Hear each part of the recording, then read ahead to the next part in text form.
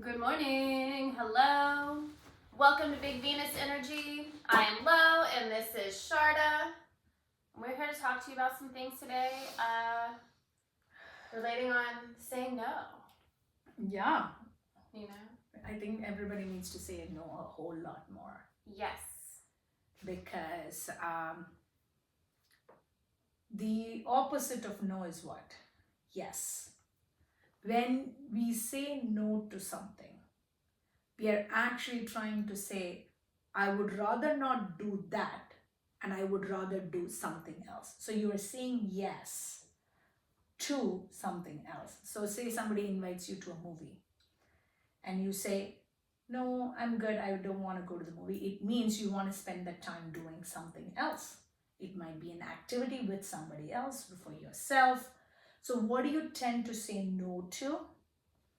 And part of no is, you saying no to yourself. You consent. It's a huge part of being able to verbalize yes versus no. I find you rooted in your integrity here because you're talking about energetic integrity. And so, what you're saying is when you say no, you're staying aligned with what you would rather spend your energy on. Mm-hmm. I sometimes struggle with saying no, or used to. I guess now I'm known as the knower in my house, but not with the K. She is also that, but that's not the topic today. No, and I find myself saying no on energetic expenditures with people that don't enrich my experience. Mm-hmm. And a lot of times right now that has to do with family. So I say no to a lot of family gatherings to preserve my peace. So Thanksgiving is coming. Christmas is coming. Halloween is coming. Right? So how many of you are enjoying pulling people into your homes and bringing people together and hosting versus going to somebody else's? And how many of you are, I am good this year not to host and yet feel compelled to host? How many of you feel compelled to go because somebody else is hosting and that's just been the expectation or tradition?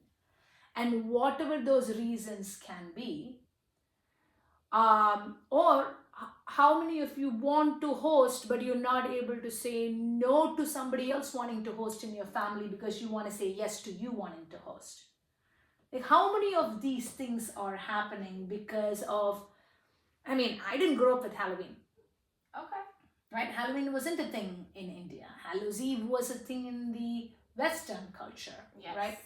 Though it's caught up across the globe, and I think it's become a lot of fun and whatnot. And I'm a huge fan of Halloween. Who doesn't love a costume party? I love a costume party. Me too. We're wondering whether we want to do Addams Family Oh. or zombies. So we're figuring it out right now. What kind of zombie? Walking Dead zombie. I've done it once before. Okay. When I was in Chicago, that was the year the Chicago Cubs won the championships. So me and my husband had Chicago Cub t-shirts and jeans, and then we had become zombies. So I got these 3D flesh thingies for the face, for here, like serious, like here, proper makeup, yo. I love it. Yeah. I love it. I actually learned We about will share at some point. I want to see pictures. Mm-hmm. I learned about the origin of the word zombie and the concept, and it's totally outside of the way it's been popularized. Really? Sorry, we are deviating a little bit, but let's keep going. How did you? Okay, what is the and I origin? could be getting this wrong, and also I read it on the internet, so it could be totally off base. But it originated in Haiti, I believe, and in regard to slavery. And it was kind of this loss of hope and feeling that even after death, that you would still be chained to like labor. Oh my. And that some people would be kind of labored until death. Oh my. And so they would almost be lifeless but still laboring. And that was a fear. So their spirit never got freed. Yeah, that was their fear. And so it was, and eventually your spirit is broken. Correct. Right? So basically you're not able to get peace for your soul. Right. Yeah. And then that was taken and whitewashed and given to us in this form of the living dead or the undead. And they're kind of just always, you know, mindlessly moving and trying to consume. Which I thought was really interesting spin on it. And then to learn about its history was just like, wow. Yeah, totally. I mean, I think such information conversations, whether, you know, we are able to ever go back and have these conversations with them to find the 100% truth or not does not matter, because anytime we are able to have some humanity in thinking back on how the race behaved, right? It is a good thing. Not that we need to stop the concept of zombie in how it has now become part of like Walking Dead or whatnot, but this kind of conversation is very similar to people saying cultural misappropriation and whatnot. It's, you don't need to go to the extreme of not doing it at all. It is, however, important as a human race for us to acknowledge the atrocities that happened when we disrespected another human at a fundamental level. Yes. The dehumanization of it. And I think that was... They could not say no. Absolutely. It was, and it was taken from them. And I think we see a lot of that. And in respect to kind of tying into saying no during Halloween, there are ways that we can acknowledge harm and still acknowledge the creativity born from it. Personally, Walking Dead wasn't my favorite zombie show. Did you watch The Last of Us? Not yet. Pedro Pascal. Yes. Oh my god, I have not. I've heard phenomenal stuff about it. Please watch it. Okay. It is, and I think the reason I liked it so much is because it actually, the origin story of it all made sense to me. I was like, yes, they got it right here. So I'm not going to give away any spoilers. Yeah. I can't wait to watch it. It's so good. Okay. I didn't finish Walking Dead. Beyond a point, like beyond like season 5 or whatever, it just became like a... They were trying to create stories for the sake of stories of sorts, so it felt very dragged out. So I said no to Walking Dead. Yes. 5 seasons. So coming back to the topic of no versus yes, what are some of the things as a parent it is hard for you to hear when your daughter says no? Because this is a giving respect to a human being, a little or a big one, right? It is part of us teaching them what that feels like, and the first, most closest, the maximum effect that they're going to get volume wise, quantity of conversations and whatnot, is coming from a parent. So tell me how, when your daughter says no to something that you ask of her, or someone else asks of her, whether someone wants to give a hug, whether she wants to go, like, dad wants to do something, aunt wants to do something, whatever those things are. Talk to us a little bit about that. Okay, so my daughter, as you know, is exquisite at no. I mean, she's quite badass. It's really wonderful. However, the ones that I struggle with are when she doesn't want to go on outdoor adventures. And I feel like that was the first time I started to notice her nose being really loud. And we probably were a little too extreme with her when she was young. younger, I should say, Mm. like 4 and 5 years old, taking her on like miles long hikes up. Oh yeah. But I mean, we would carry her, Mm. but still we would go up mountains. Yeah. And I was hoping that would inspire her to love hiking up mountains. Now it has turned into, I don't want to go far from the car, Mm. and I don't want to go far away in the car. Mm. She Yeah. wants to be anchored. She wants home.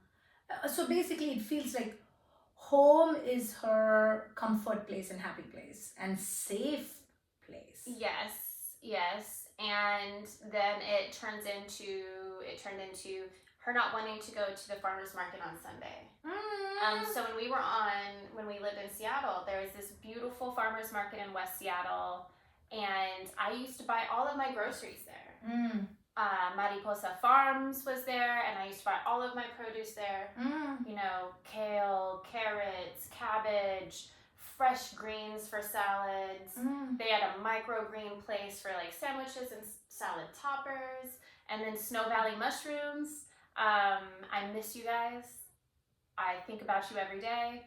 But I would buy pounds of mushrooms, Mm. different kinds, all the different oysters. There was lion's mane.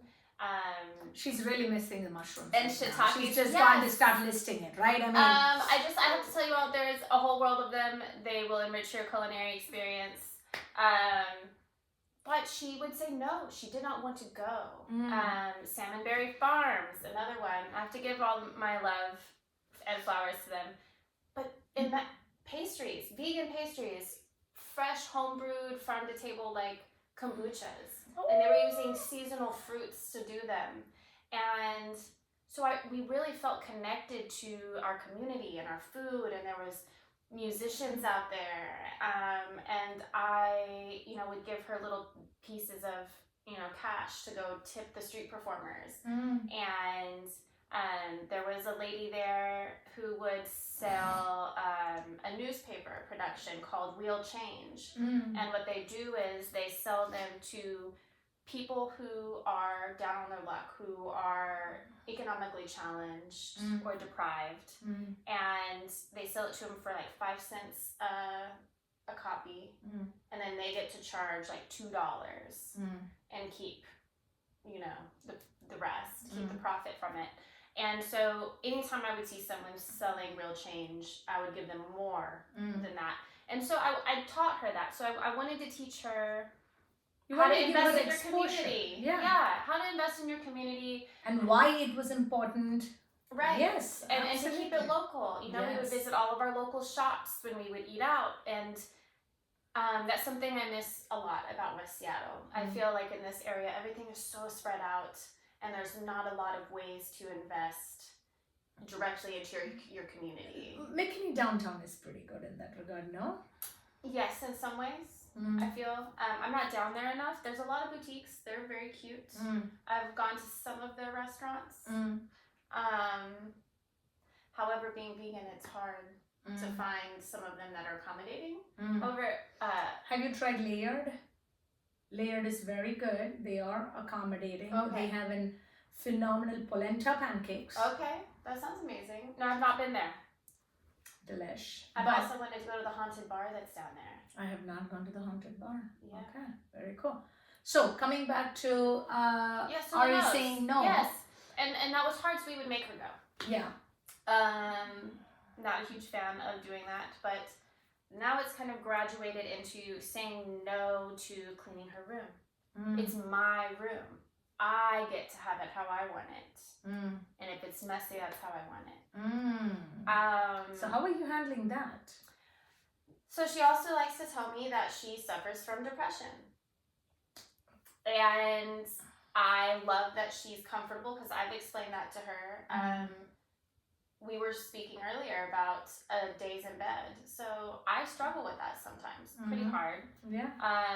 I've had it for the last couple of days now. Yes. So and yesterday I didn't want to get out of bed. Hardly did get out of bed yesterday. So right. And so I try to explain to her that the way that we take care of ourselves and our things reflects on the outside and on the inside.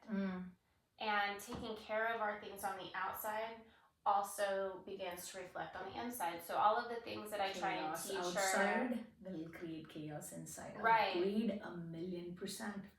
Why I try to be a minimalistic and then yet outside you see. oh my gosh, mine is a mess. I recently, when I get into a frenzy or angry, I've been hiding things from her, like the electronics. I hid my laptop a month ago. You still haven't found where I have you not hid found my it? You laptop. hid your own laptop and you have not been able to. She said no to the laptop and now she's not able to say yes to it. Exactly. And it's been You so don't. long. You literally blocked out the memory of where you've hidden your laptop. Yes.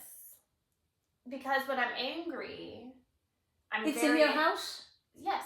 Are you sure? I hope so. Okay. I didn't walk out with it. Oh my God. And I spent 2 hours, not yesterday, but the day before, tearing my whole house apart. Trying to find it. Trying to figure out where I've masterfully hidden. Is it in the freezer? I would never do that. Are you sure? It's a MacBook. No, I would never. So it's not in the fridge, it's not in the freezer. It's not on the bookcase. It's not in any of my weird art bins that I have, like board games and puzzles and. Closet? I've searched in the closet. Drawers? Yes. Bathroom? I Would- hope you wouldn't did do that. not I have would the never bath- do that either. Oh my God, where is it? Yeah, I looked under my mattress. Like, I've searched, and I've just decided that until I'm probably angry again, I'm not gonna reach the level of cunning. Atop of cabinets? Yeah, there's not really one that I can think that I would put that on. I did look in like the top parts of the closet. So I didn't go downstairs. It's like the kitchen. Listen, it's I all don't- upstairs. Listen, here's the thing. I don't think you should eliminate any area because you are right now rational, and when you hid it, you were irrational. So your rational thinking that I might not hide it somewhere might not have worked when you are actually irrational. Right. The only No place I haven't tendency. searched is my daughter's room. And then I was sitting there thinking to myself, if I was going to hide it from her, she would never think that I was going to hide it in her room. Oh, this is her laptop. Well, this is why I had to hide it. She's got her own user. It's her Ah. family laptop. Yeah. But thankfully, I have a work laptop, and it hasn't totally locked me out of my life. But yes, so Hilaire? me saying no, right? So I've got to learn how to do it less emotionally with her because there is so much resistance, and I think it's because she's faced resistance from me. Whether it's something you and I share is we have a hard time saying yes to video games. I mean, I say yes to video games a whole lot more than you, just FYI. My kid is constantly on it. Mine too. Yeah. But But we try our best. It's a balance. and we also know that I try very hard to say no to too much sugar. me as well. Yeah. And especially in the form of drinks. For sure. I mean, drinks, chocolate, like today, I'm literally telling my husband I'm going to put a lock on the pantry door. Okay, I had gotten Ghirardelli chocolate chips, white and dark, so that when we make pancakes, I can put in it. And the bag has not been officially opened, and apparently my kid, this is not the first time, has opened it and he's munching chocolate chips. There was about 3 months ago, completely finished off a bag. Oh. I'm like, no, not happening. This is unacceptable. It doesn't hit him yet because, you know, sugar is a addiction. It is. It really is. So I'm thinking of hiding it, which I will. I think it is the right thing. Because out of sight, out of mind is sometimes necessary. It's the same reason you hid your laptop. It's sometimes needed to reset your brain. What if you kept an empty box from something in the pantry and just put the chocolate chips inside of the empty box so it doesn't appear to be in there? Yeah, I should just find what I don't should know put. what boxes you I have. know. Yeah, I have to go see what it is. But so one of the things with my kid that I have in the last few years that he has now said no to very particularly, right? I'm choosing this. There are many we can choose to have a conversation about, and I think this one is I'm choosing this for a reason, right? It's a very particular one. Is physical boundaries. Okay. I started a few years ago. Mom, we are a very playful family. We are a very, huggy, lovey, dovey, say a lot of words of love, tickle fast, and all of that kind of stuff, right? He's still at the age of 12 wants to wrestle, and I'm like, dude, I can't do this anymore. You're killing me, kind of thing. However, just I think about 2-3 years ago, he started saying no to me, like tickling his booty. Or when he would walk by, like, right? Again, my baby, diaper baby, and it is,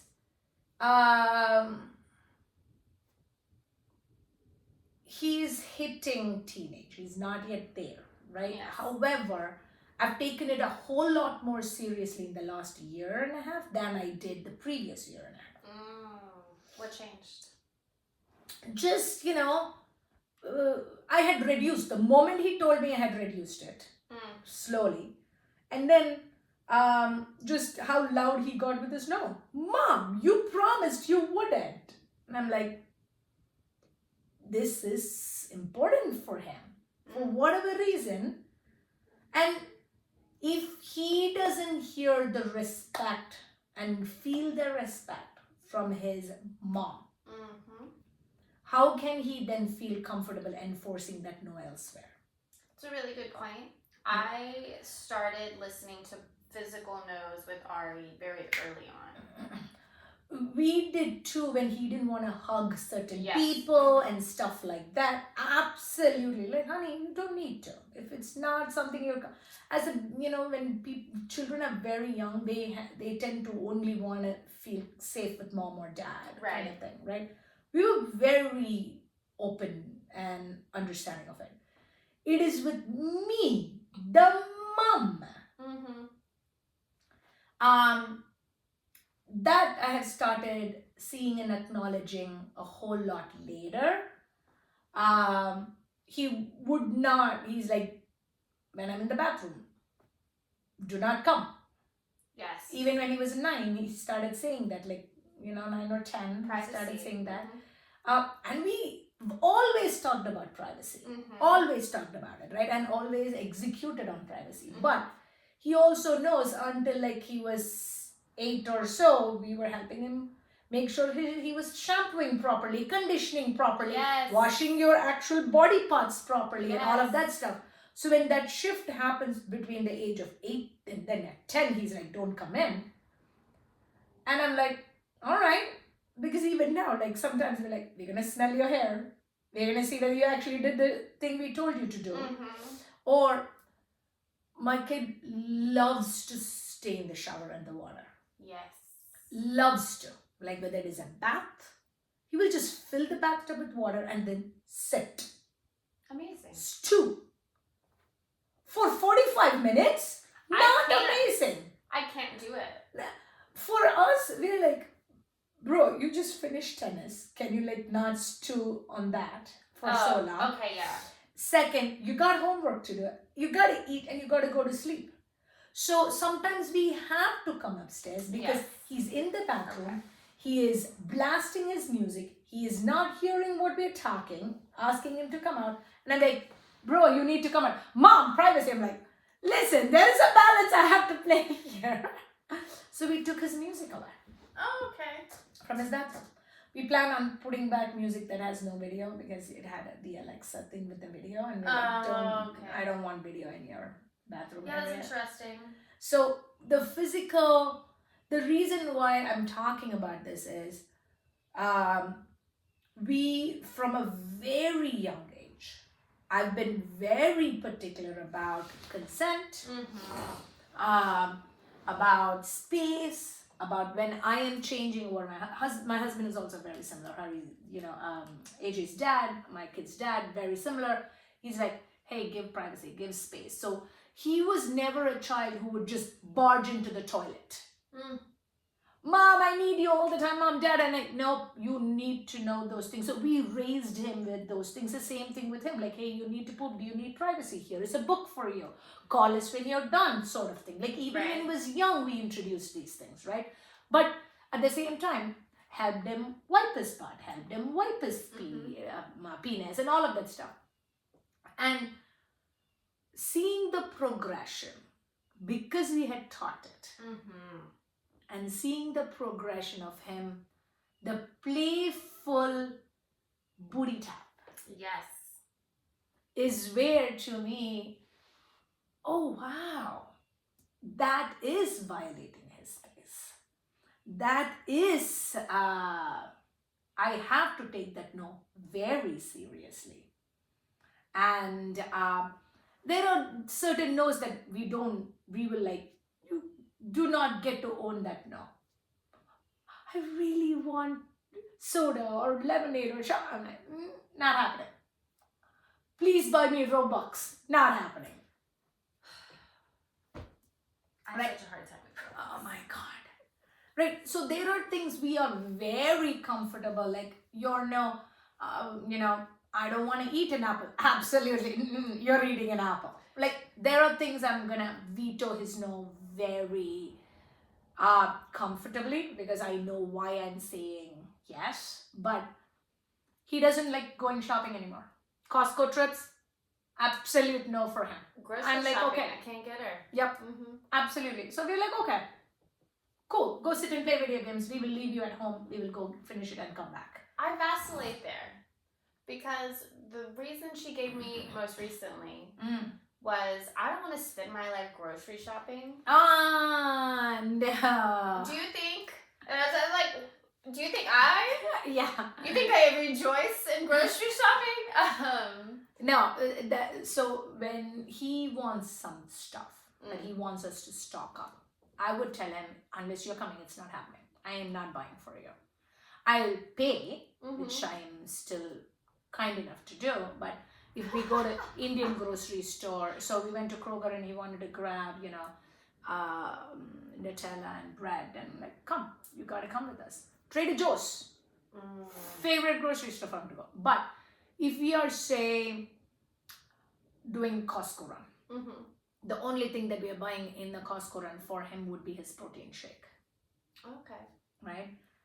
It's a habit we have introduced for a while now, because, we want, as vegetarians and whatnot, he works out quite a bit, he plays tennis and all of that stuff, and like, I need you to have a protein shake to repair your muscles and whatnot. So he's like, please don't make me come to Costco. I'm not a big fan of going to Costco anymore, guys. I mean, my husband likes to go every aisle, and I'm like, oh, no, I don't want to do that anymore. I don't like the crowds. I don't like the crowd.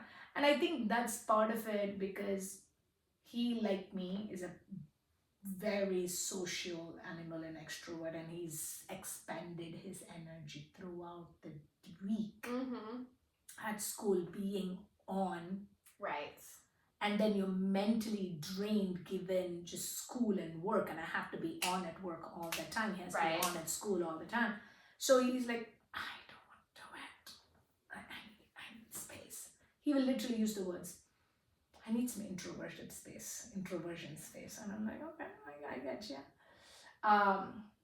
But the thing that we teach them, when we teach them saying no, your words are important, we will listen to you, we respect you, grows to certain other areas, how we react to it, I'm processing it by talking it out here.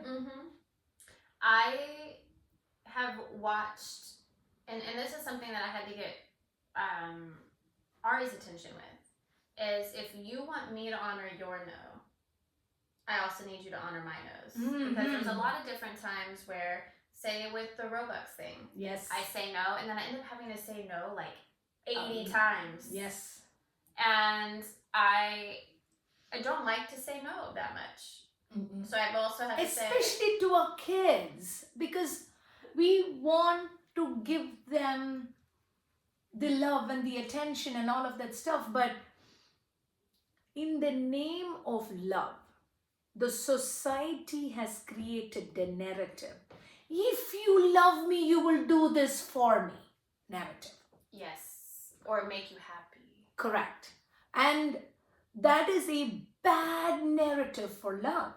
Absolutely. Unconditional love does not mean boundaryless giving. Not the same thing. Unconditional love means accepting you for who you are. And my love's not going to stop because you mess up. Correct. And it's accepting. It's not tolerating, which is Right. very low. It is not understanding, which takes sitting down and having a deeper context. It is at a level of seeing you as a human, respecting you as a human, and accepting you for who you are, even your mistakes. Mm-hmm. Okay. Unconditional love, however, doesn't translate to unlimited time, unlimited money, unlimited energy, Right. unlimited favors. Ooh. None of those things is unconditional love. Mm-hmm. If you love me, you have to come with me. If you love me, you will buy me this ring. If you love me, you will buy me a house. If you love me, you will give me a hand job. Entertain me. All of that stuff. If you love me, you will come to the movie with me. Like, no, not. If you love me, you will have a second child with me. If you love me, you will get married to me. No.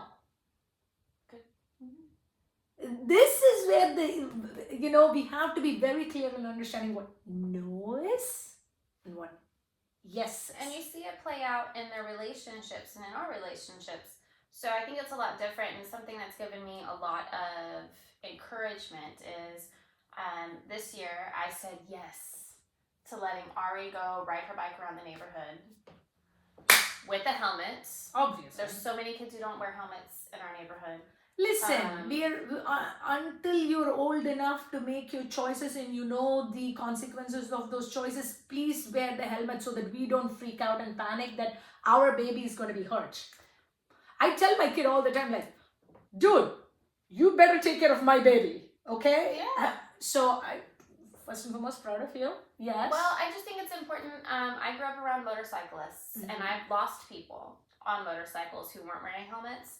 And as a former EMT, I can tell you that anytime that there's a bike accident is a significant mechanism of injury, and emergency medical services will be responding because you're noggin. So wear your helmet. It's maybe not the greatest fashion statement in the world. It will give you helmet hair, but it will protect your brain from irreparable damage. Versus not wearing a helmet. Not Right. that there aren't injuries that, wearing a helmet doesn't Protect stop, you from. right? Or it can even sometimes worsen. But regardless, statistics tell you wearing a helmet far Right. outweighs not wearing. Okay, So so she you goes, let and she's out. yeah, The first couple of times it happened, like I was riding my bike around because her. I had to get comfortable. Yeah. So I'd ride the bike around. I just wanted to see the neighborhood kids and how they're interacting. Literally, like the first day, there's a kid there with a snake. And it's a snake he found, not a snake he owned, a snake he found. So I had to make sure it wasn't a venomous snake. I also made sure everyone went to wash their hands. I was that mom. But I sometimes have to be. But she hangs out with a lot of young boys. And my daughter we've had so many great conversations in her life. But this one kid in particular was really helpful and really kind to her. And so she was hanging out with him a lot. I even let her go to his house to play video games. But then I started to notice there was days where she would come home way quicker. And I would start asking her questions about why. Like, hey, what happened? or when she wouldn't take his FaceTime calls. Mm. And she would say he's, in not correct term, but she would say something along the lines, he's too forcible, or, you know, like he always FaceTimes me and always wants to know where I'm spending my time, and that makes me uncomfortable. Or Wow, interesting language. Why she hasn't figured out Yeah. how to communicate that he is encroaching her space, controlling, asking her too many questions that I did get. Okay, so yes, and I caught on to it a little bit because the kid also has my number, so when she doesn't answer, he'll call me. I've literally, there's been weeks where I've talked to him like 4 times, and he's a kid, right? So I'm like, oh hey, and he's like, can Ari talk? And I'm like, she can, but she might not want to right now. Mm, You know, just kind of giving it, you know, because I don't like being ignored. yes. And I think that there are some kids who maybe don't get that kind of lesson at home. Yep. And then there was a day that she had gone over there and she came home really quickly, and she was like, I just didn't want to be there anymore because I always play what he wants to play, and today I asked to play this thing and he said no. So I decided to come home because I wanted to play what I wanted to play. Yes. And it made me really proud to know that she's able to say no and Yes. to leave when something isn't serving her, and to not feel guilty Mhm. that she wants to do something different. Mhm. Because me, there are times where it's hard to say no to friends. Mhm. You know, I don't worry about, there are sometimes I worry about peer pressure with her, but I also know that I've taught her enough that if something makes you uncomfortable, you leave. Mhm. And she is confrontational. Mm. And so that, I love having that affirmation. I don't know if Mhm. you've seen that in your son's ability to set boundaries with other people. He I mean, I think that's part of, you know, having kids of that same age figure out their things and play. And my sister has 2 younger kids, much younger. Like her first daughter is 7 years younger than my son. Oh, wow. Same age difference Okay. between me and my younger sister, right? I mean, I only have one sister, but so there have been many instances where what one person wants to play, the other person doesn't Right. want to play. And parents have to, there is a point of like, okay, let me see how much they can figure it out, is one thing. Second is knowing who is getting their way most of the time. And we have to intervene to help both parties understand it is important for a give and a take. Yes. If you want a friendship, you want to also be there exploring the other person's interests. Unless it's completely encroaching, right? Unless it's completely encroaching, absolutely. However, what happens even as children, and especially this happens if you have older and younger, and you keep telling the older to give in to the younger. If you constantly tell the older, you're the older kid, it's okay, let her have her way. What does it do? Doesn't matter if it's sibling, doesn't matter if the husband and wife, doesn't matter if it's a boyfriend, girlfriend, doesn't matter if it's friends. Right. You set a pattern of entitlement. You set a pattern of getting your way, right? That person always gets their way. Whoever asks for that game or that toy or that time or that book, whatever it is, and this starts at home. My kid used to, again, now he doesn't, Right. but used to read ton of books. Okay, now it's transitioned a little bit because he's all the time in school and Right. studies have gotten crazy and whatnot, and he will still read some books, but his go-to mind-numbing thing is video games now. Yes. But we introduced books to him when he was 6 months old. Absolutely. Which child doesn't have favorites in terms of books or games, whatever it is? Clothes. Okay. So we've had conversations where he would want to read the same story in same book. And we'd be like, baby, you read it. Let's read something else. Like he has reread Percy Jackson series a million times. That's wonderful though. But It also, is. I hear you. But that is when he was much older. right? But when he was younger, though, much older, he started reading books on his own when he was 6. And he's like, I'm good, you don't need to read for me. So that thing and the bedtime thing completely stopped, right? At 5-ish, it's sort of he took over, which was great. But until then, we would tell him, even now, we will tell him, can you please read some of the other books? Can you please read some of the other books? So it requires us at home to show that. It requires us at home to lead by example. Oof. Between my husband and myself, there are times we're like, you chose the restaurant last time, I'm choosing the restaurant this time.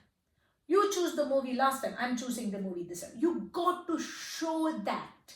Right. I love driving. I actually drive a whole lot more in our family when we are going out as a family. I do.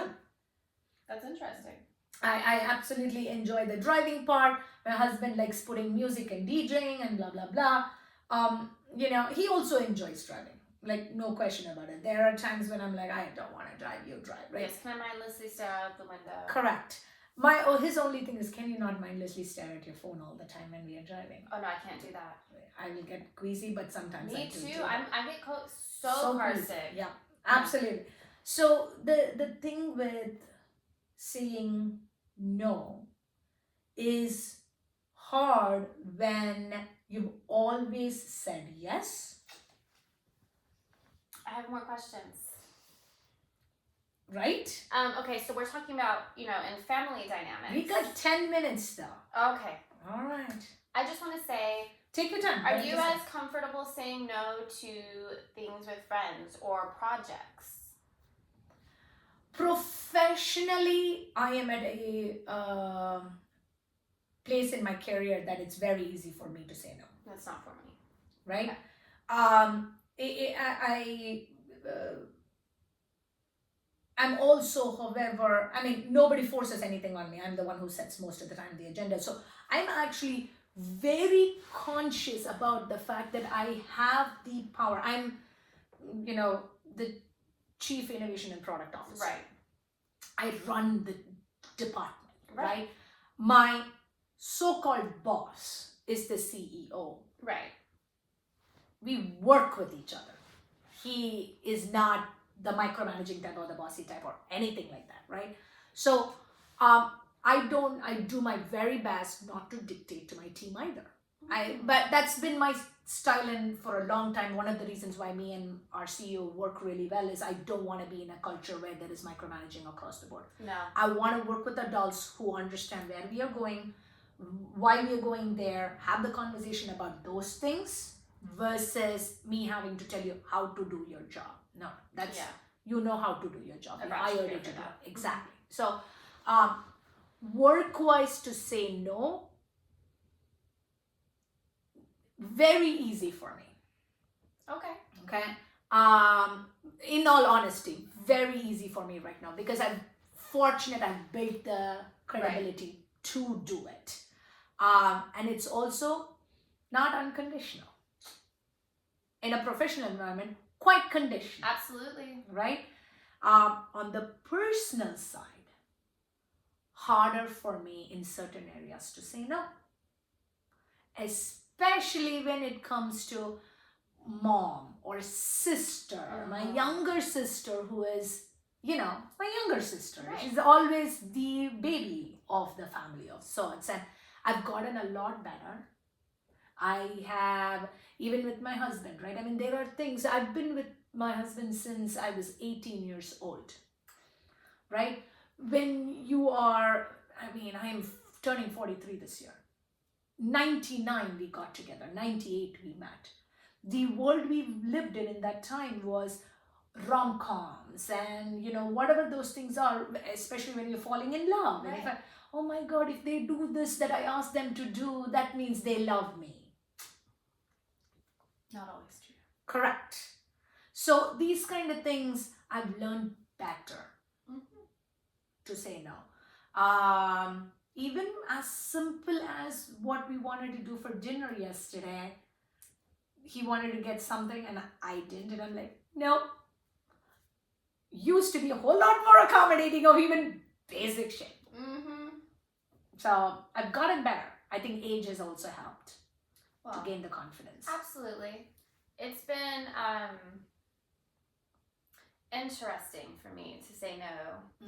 Not that I have like a ton of friends, but there are times when I have to decide that's I if I want someone to enjoy it as fully as they want to enjoy something, I have to acknowledge that I might not be the best person to do that with. And so I've had to lovingly say, I think I'm gonna sit this one out, or I think maybe I'm not the best person to answer that question for you. Because obviously, and something I had to say last night to a friend who I have consulting calls with, and then have an opinion because you asked me for it, but then also say, but please don't let my perception and my projection of the idea onto yours affect you or change your vision. But you asked me, and this is my response. And it's not always the one that you can tell that they're desiring. I think that's where my hard or resistance to no is. Is definitely not wanting to crush anybody's spirit. Even though there are some times that you have to lovingly let someone know that that might not be the best decision, or the direction you're going could be harmful to your vision. It totally is. That's the hardest part when it is a group project or living together. Like even to this day, and even more so now that we are maturing in our lifestyles. Yes. Okay. And we now, as you grow older, you notice that you are learning what works for you and what doesn't work for you. So when you're younger, you tend to be more accommodating because, one, for whatever reasons you want to use for being accommodating, at the end of the day, if you don't try something, you don't know whether it's working for you or not. Okay? But we tend to be accommodating for so many reasons. I don't want to seem like a curmudgeon. I don't want my friends to think I'm a no person. I want to hang out with my friends. I want to do what they, because I need my friends, or I need my person. Right. You don't want to be difficult for whatever. Or when it could be from a parent who does, I don't want to make my mom angry, dad angry, I don't want to make my aunt angry, I don't want to get hit, I don't want to get punished, I don't want to get reprimanded, I don't want my iPad taken. Whatever those reasons could be that you accommodated, as you grow older, you have earned the right to your independence. Absolutely.